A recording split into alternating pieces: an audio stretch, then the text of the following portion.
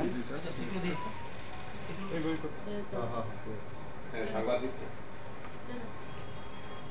সাংবাদিক বন্ধুগণ, সকলকে আমাদের আহ্বানে এখানে কাভারেজের জন্য এসেছেন, সকলকে অভিনন্দন জানাই। গতকালকে 6ই মার্চ আমাদের ত্রিপুরা রাজ্য গণমুক্তি পরিষদের কেন্দ্রীয় কমিটির সভা হয়। সভাতে দেশ বিদেশ এবং রাজ্যের রাজনৈতিক পরিস্থিতির উপর বিস্তারিত আলোচনা করে আমরা আমাদের অভিমত ব্যক্ত করি এবং এই সময়ে আমাদের কি প্রোগ্রাম থাকবে, এর আগের কেন্দ্রীয় কমিটির মিটিং এ আমরা কি সিদ্ধান্ত নিয়েছিলাম তার কতটুকু আমরা বাস্তবায়িত করতে পেরেছি, এগুলো নিয়ে একটা ওয়ার্ক রিপোর্ট আমরা এই সভাতে আলোচনার জন্য রাখি। সর্বসম্মতিক্রমে এই রাজনৈতিক রিপোর্ট এবং ওয়ার্ক রিপোর্ট যেটা গৃহীত হয়েছে সেটা লিখিত আকারে আপনাদের কাছে রেখেছি। এটার উপর আমাদের জেনারেল সেক্রেটারি এখন সংক্ষেপে বক্তব্য রাখবেন। সবাইকে আন্তরিক ধন্যবাদ জানাচ্ছি। এটাতে যেহেতু আপনাদের হাতেই দেওয়া আছে, এটার উপর আর বিস্তারিত বলার সুযোগ আছে বলে আমি মনে করছি না। আমরা আলোচনা করবে আমাদের সামনে যে লোকসভা নির্বাচন আসছে, এই নির্বাচনে আমাদের সংগঠন বিজেপি কে পরাস্ত করবার জন্য সমস্ত শক্তি নিয়োগ করবার জন্য আমরা আহ্বান জানিয়েছি রাজ্যবাসীকে। বিজেপি বিরোধী ভোট যাতে আমরা সংহত করতে পারি এবং বিজেপিকে পরাস্ত করবার জন্য যাতে আমরা সর্বশক্তি নিয়ে চাপিয়ে পড়তে পারি। যেহেতু এই সময়টার মধ্যে আমরা লক্ষ্য করলাম যে রাজ্যে বিজেপি আইপিএফটি আজকে নতুন করে ত্রিপুরা মথা যুক্ত হয়েছে, যদিও ত্রিপুরা মথাকে যুক্ত করে কিছু বলবার নেই, তবে আমরা লক্ষ্য করলাম যে এখনো এই যে আমাদের গত সিসি মিটিং এর পর এই সিসি মিটিং পর্যন্ত রিপোর্টে যেটা উঠে এসছে, এটা হচ্ছে এখনো রাজ্যে মানে ভয়ঙ্কর ধরনের কাজ খাদ্যের যে সমস্যা এটা আরো তীব্র হচ্ছে এবং গ্রামীণ যে বাজারগুলো এখন হাহাকার অবস্থা চলছে। এখন মানুষ সরকারের একার কাজ তো নেই, যা প্রচার আগে যা কাজ হয়েছে 6 মাস অতিক্রান্ত হয়ে যাচ্ছে, এখনো প্রচার আগে যে কাজ হয়েছে তার ছিটে ফুটে তারও বেশিরভাগ এলাকাতেই সেখানে সঠিক পেমেন্ট পাওয়া যায়নি, পেমেন্ট হয় নাই এবং এখন প্রায় 6 মাস অতিক্রান্ত হয়েছে, নতুন করে কাজ এখনো সেই জায়গাগুলিতে কাজ নেই, বিশেষ করে প্রজাতি এলাকায় এডিসি এলাকায়। এবং মানুষ বিকল্প হিসাবে এখন কিছুই খুঁজে পাচ্ছে না কর্মসংস্থানের জন্য। আপনার পরিত্যক্ত রাস্তার ইট তুলে, সরাব থেকে পাথর তুলে ভেঙে বিক্রি করে কোনো কোনো জায়গায় জীবিকা নির্বাহ করতে হচ্ছে। জুনিয়ারা বিশেষ করে অর্জুন ফুল একটা সময়ে সাংঘাতিক চাহিদা ছিল, কেজিতে 30 থেকে 40 টাকা বিক্রি হতো, এখন 8 থেকে 10 টাকাতেও সেখানে বিক্রি করা যাচ্ছে না। একটা মানে ভয়ঙ্কর একটা অবস্থা, মানে হাহাকার অবস্থা চলছে। কাছে এটা এরকম ভাবে তো চলতে পারে না। এবং সামনে আসছে এখন নির্বাচন যেহেতু ঘোষণা হয়ে গেল, পরে নতুন করে কাজটা দেওয়া যাবে না, আরো ভয়ঙ্কর পরিস্থিতি সেখানে তৈরি হবে, প্রচন্ড আকাল সেখানে চলবে এবং রাজ্যে বিজেপি আইপিএফটি জোট সরকার আসলে এইগুলিতে কোনো ধরনের নজরই দিচ্ছে না। এখন আমরা লক্ষ্য করলাম সেখানে এগুলি লক্ষ্য না রেখে ইলেকশনটাকে সামনে রেখে কিভাবে বিভাজন তৈরি করা যায় এই জায়গাটার উপর জোর দেওয়ার চেষ্টা করছে। এখন নতুন করে সিআইজিকে তুলছে, ইউসিসি সেখানে উপস্থিত করবার চেষ্টা করছে। আপনার কি বলবো, যে ফরেস্ট কনজারভেশন অ্যাক্ট যেটা পাট্টার অধিকার পেয়েছিল এগুলি কেড়ে নেওয়ার চেষ্টা হচ্ছে। এখন এই করে আসলে নতুন করে মেরুকরণ তৈরি করে বিভাজনের রাজনীতি করবার সেখানে চেষ্টা হচ্ছে। এছাড়া আমরা যেখানে আলোচনা করেছি, আলোচনায় যেটা হয়েছে, এই যে দুম্বুর যে বান, এটা 71-72 সালে দুম্বুর বান হয়েছে। এই নিজেরা সম্পদ তৈরি করা তো দূরের কথা, যা সম্পদ অনেক প্রচেষ্টার পর রাজ্যের সম্পদ তৈরি হয়েছে, এই সম্পদটাকে পর্যন্ত এখন টাকাওয়ালাদের হাতে, ব্যবসায়িক প্রতিষ্ঠানের হাতে তুলে দেওয়ার জন্য সেখানে অধিগ্রহণ করছে। আমরা এই ঘটনার তীব্র নিন্দা জানাই এবং কোনো মতেই এই দুম্বুর বানকে সেখানে ব্যবসায়িক প্রতিষ্ঠানের কাছে তুলে দেওয়ার কোনো রকম আমরা সম্পূর্ণ বিরোধিতা করছি। সেখানে শুধু দুম্বুর বান নয়, এই যে খুমলুঙে আপনার লকহাট খুমলুং পার্ক, আপনারা সকলেই জানেন ওই পার্ক আমাদের রাজ্যে একটা বিশেষ, এই যে ট্যুরিজমের জন্য একটা বিশেষ জায়গা দখল করে আছে, বামফ্রন্ট আমলেই সেটা হয়েছিল। সেখানে লকহাট হয়েছে, এই লকহাটটা পর্যন্ত এখন গুজরাটে একটা কোম্পানির হাতে তুলে দেওয়ার ব্যবস্থা সেখানে হচ্ছে। আপনারা জানেন জম্পু হিলে সেখানে অনেক ট্যুরিজমরা যায়, সেখানে এডিসি থেকে একটা ডাক বাংলা করে তোলা হয়েছিল, রাজ্য সরকার থেকে আগেই ছিল। এখন সেখানে জায়গার সংকলন হয় না, তার জন্য আমরা এডিসি থেকে একটা ডাক বাংলা সেখানে গড়ে তোলা হয়েছিল। এই ডাক বাংলাটা পর্যন্ত এখন একটা ব্যবসায়িক প্রতিষ্ঠানের হাতে তুলে দেওয়ার ব্যবস্থা করা হচ্ছে।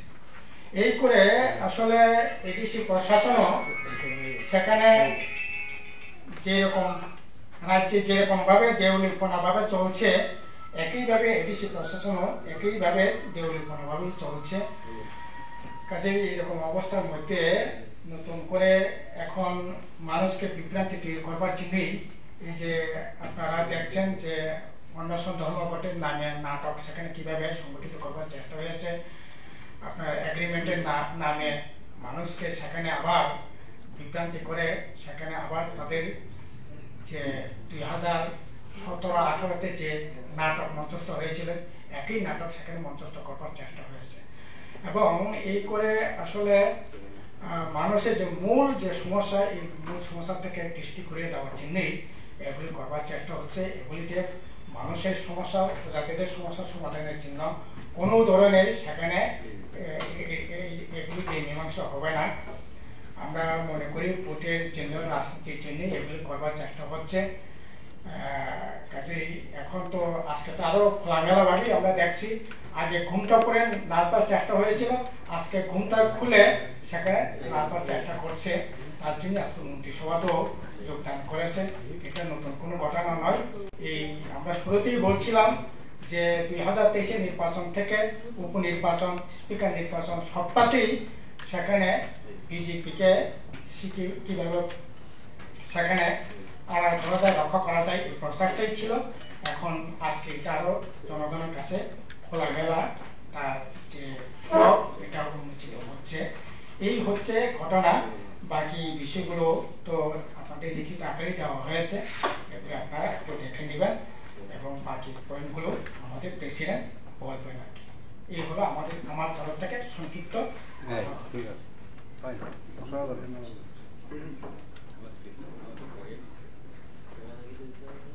না, ত্রিপুরা মাতা তো আপনারা ভাবছেন যে তারা দুজন তো চলে গেছে, অন্ত পৃথিবীর সাথে মিশে গেছে, তো তাদের যে দাবিটা ছিল, মূল দাবিটা, এটা কি সাজানো গল্পর মতন চলে যাচ্ছে, না আপনারা এটা দাবিটা পূরণ হবে মনে করছেন?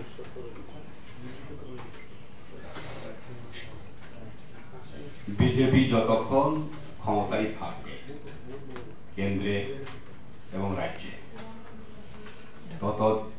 যতদিন থাকবে ক্ষমতায় ততদিন এই দেশের গরিব মানুষ, বিশেষ করে আদিবাসী সম্প্রদায়ের অধিকার পাবার কোনো সুযোগ নাই। যে অধিকারগুলি ছিল সেগুলি এই সরকার প্রতিষ্ঠিত হবার পর, কেন্দ্রে বসার পর একের পর এক হরণ করা হয়েছে। কিরকম? প্রথমত বিজেপির যে ভাবনার বাস্তবায়নের জন্য প্রায় 100 বছর ধরে বিজেপি এবং তার যে প্রধান যে আদর্শ RSS, তাদের যে প্রচেষ্টা ভারতবর্ষ হবে একটা নেশন স্টেট, জাতি রাষ্ট্র, যে কারণে রাষ্ট্রবাদী। হিন্দু এক জাতি এবং হিন্দু রাষ্ট্র হবে এক দেশ, এক জাতি, এক নীতি, এক ভাষা। সেখানে ভারতবর্ষ হলো বহু ভাষী, বহু জাতি, বহু ধর্মের দেশ। শত পুষ্প প্রস্ফুটিত হোক একটা বাগানে, ইউনিটি ইন ডাইভার্সিটি, এটাই হলো আইডিয়া অফ ইন্ডিয়া বা ভারতবর্ষের জাতীয় মুক্তি আন্দোলনের এটাই হলো আইডিয়া, আকাঙ্ক্ষা। এবং সেভাবেই আজকে ভারতবর্ষের বিভিন্ন জাতি গোষ্ঠীর মানুষ একত্রে আমরা আছি। এবং এখানে আদিবাসীদের যে ভাবনা, আকাঙ্ক্ষা, এটা শুধু ত্রিপুরার আদিবাসী না, সারা ভারতবর্ষের আদিবাসী, শুধু সারা ভারতবর্ষ না, সারা পৃথিবীর আদিবাসী। তাদের আকাঙ্ক্ষা হলো নিজেদের আর্থসামাজিক উন্নয়নের সঙ্গে জাতিসত্তার বিকাশ ঘটিয়ে একটা উন্নত পূর্ণাঙ্গ জাতি যেরকম হলে হয় সেরকম ভাবে নিজেদের আত্মপ্রতিষ্ঠা করা, পূর্ণাঙ্গ জাতিতে পরিণত হওয়ার আকাঙ্ক্ষা। এটার সঙ্গে বিজেপি এক জাতি গঠনের যে মূল ভাবনা, সেটা কোনো মিল নেই, পরস্পর এটা হলো মৌলিক কন্ট্রাডিকশন এখানে আছে, যার কোনো মীমাংসা নেই। সুতরাং এই বিজেপি থাকলে কোন রকম ভাবে আদিবাসীদের বা ট্রাইবেলদের বা ইন্ডিজিনাস পিপলদের অধিকার রক্ষা, অধিকার পাওয়ার কোন সুযোগ নেই, বরং হরণ হচ্ছে। আজকে প্রাইভেটাইজেশন মিনস ডি রিজার্ভেশন, আর রিজার্ভেশন চাকরির ক্ষেত্রে যেটা ছিল, শিক্ষার ক্ষেত্রে যেটা ছিল, সেগুলোকে প্রাইভেট করে দেওয়ার মানেই হলো আর রিজার্ভেশনের সুযোগটা হইল না।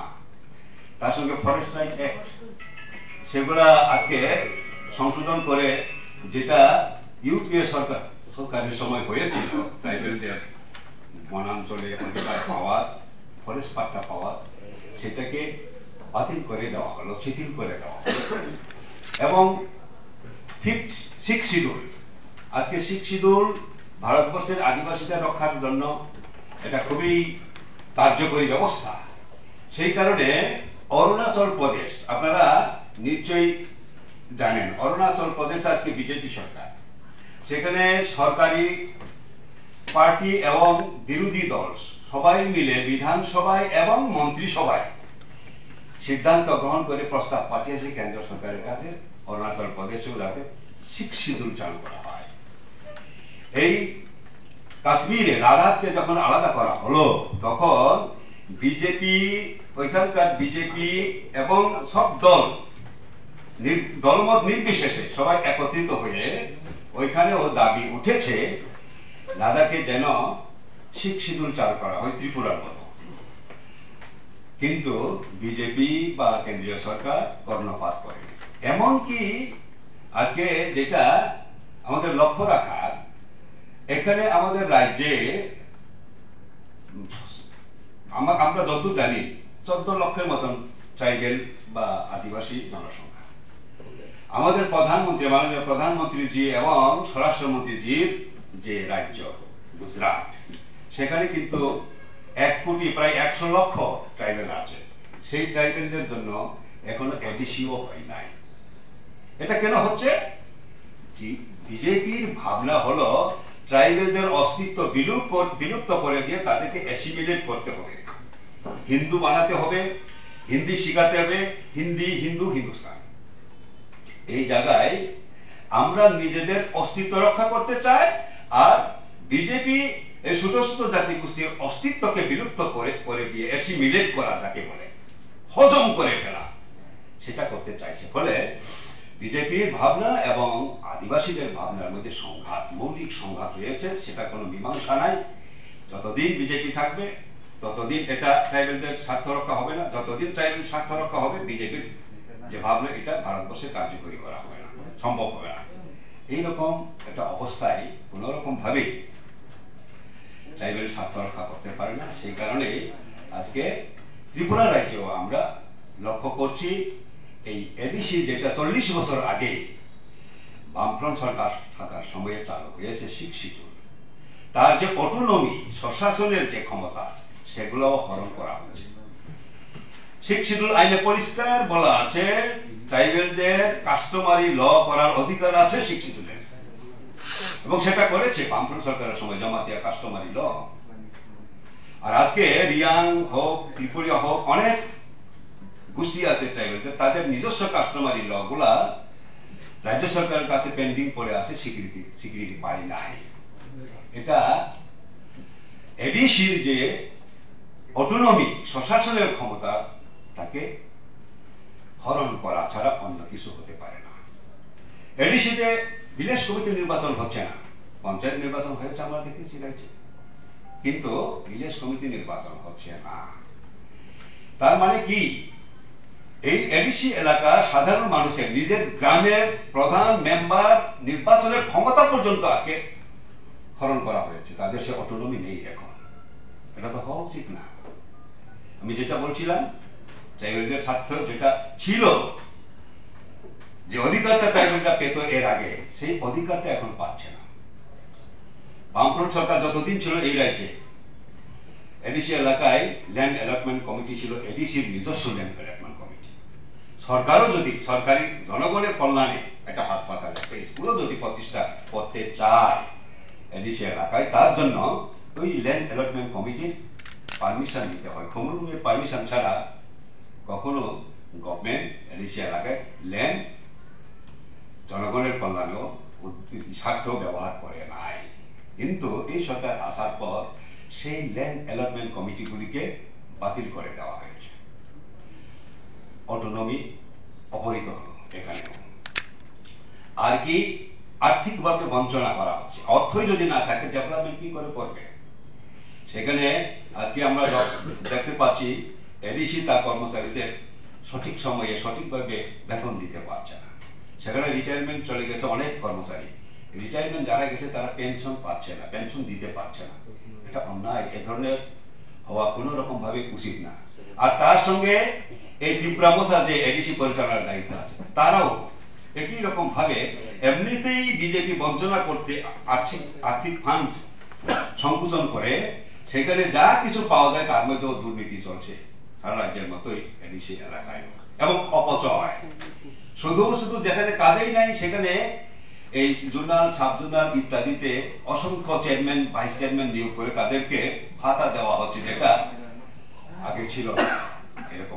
এরকম ভাবে এই লিমিটেড ফান্ডকেও অপচয় করা হচ্ছে। তাহলে এডিসি এলাকার উন্নয়ন কি করে সম্ভব? সেই কারণে আমরা বলছি, যতদিন বিজেপি ক্ষমতায় থাকবে ততদিন ট্রাইবেলের অধিকার রক্ষা তো দূরেই থাক, যার অধিকার আছে তাও রক্ষা হবে না, সেটাই আমরা দেখতে পাচ্ছি। সেই কারণে আমরা এখানে বলেছি, আমাদের জেনারেল সেক্রেটারি বলেছেন, বিজেপিকে পরাস্ত করার জন্য আমরা সর্বশক্তি নিয়োগ করব। রাজ্যের যারা আমাদের সঙ্গে আছে তাদেরকে সর্বশক্তি নিয়োগ করে বিজেপিকে পরাস্ত করার জন্য কাজ করার আহ্বান আমরা জানিয়েছি। আপনি ফান্ডের কথা বলছেন, যে তীব্রমথাও এই ইস্যুটা তুলছে যে আপনারা এতদিন যখন পাওয়ারে ছিলেন, আপনারা why didn't you go for direct funding? তাহলে তো আর এই যে স্টেটের থ্রুতে আসতো না, তাহলে এই ঝামেলাটা কম হতো। মানে এটা নিয়ে আপনাদের কি মতামত? শুনুন, ডাইরেক্ট ফান্ডিং এটা আসলে আমরা একটা দেশে আছি, আর্থিক ব্যবস্থার একটা নিয়ম নীতি আছে, যেটা নিয়ম নীতির বাইরে সেই দাবিটা আমরা করতে চাইনি। সেটা অ্যাকচুয়ালি এই ডাইরেক্ট ফান্ড দেওয়া না দেওয়া সেটা রাজ্য সরকারের বিষয়ই না, এটা পুরোপুরি কেন্দ্র সরকারের বিষয়, সংবিধানের বিষয়। 275 সংবিধানের তখন কেন্দ্র সরকার করেছিলেন না, সেটা না, সেরকম ভাবে আমরা ডিমান্ড করিনি। তবে 6 শিডিউলের ক্ষমতা আরো বৃদ্ধি করার কথা এখনো আমরা বলছি। সেখানে যদি ডাইরেক্ট ফান্ড দিয়ে যদি করে, আমাদের কোনো আপত্তি নেই। হ্যাঁ, এয়ার মার্ক করতে বলেছি, হ্যাঁ, যাতে এই সময়ের মধ্যে এই টাকাটা খরচ করতে হবে, এরকম। এটাও ডাইরেক্ট ফান্ডের মতোই সেরকম ভাবে আমরা দাবি তুলেছিলাম, কিন্তু এখন তো সেই অবস্থাও নেই। যা কিছু পাওয়া যেত তাও এখন পাওয়া যাচ্ছে না, এটাই হলো বাস্তব। ঠিক আছে, এই যে আজকে যে জয়েন করলো ওরা অপোজিশন ছিল, আজকে জয়েন করলো, এটা আমরা লিখেছি।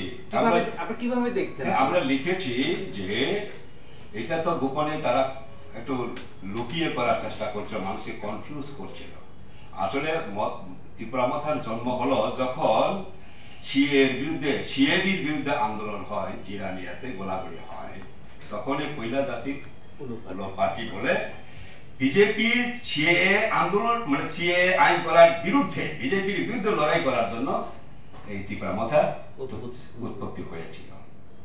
এখন সিএএ তো এখন আছে, তাহলে যে সিএএ করেছে, যারা গুলি করেছিল তাদের সঙ্গে কি করে গেল তারা? তারপরে জনগণের সঙ্গে তারা বিশ্বাসঘাতকতা করেছে, এবং এটা করবে আমরা আগেই জানি।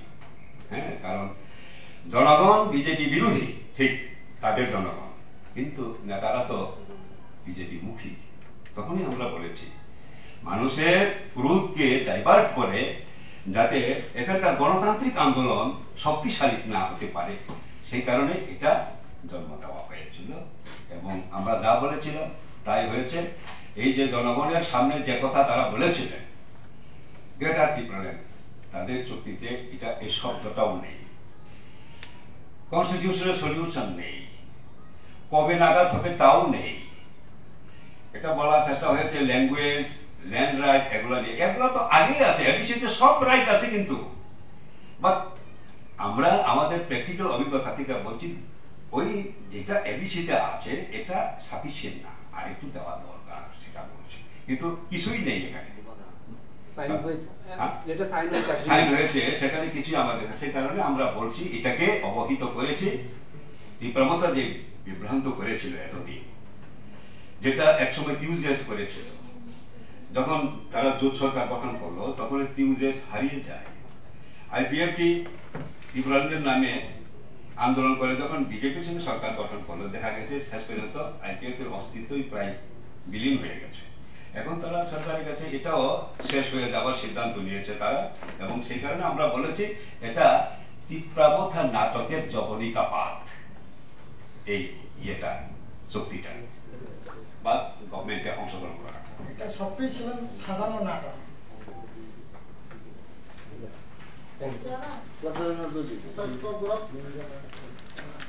কম করো।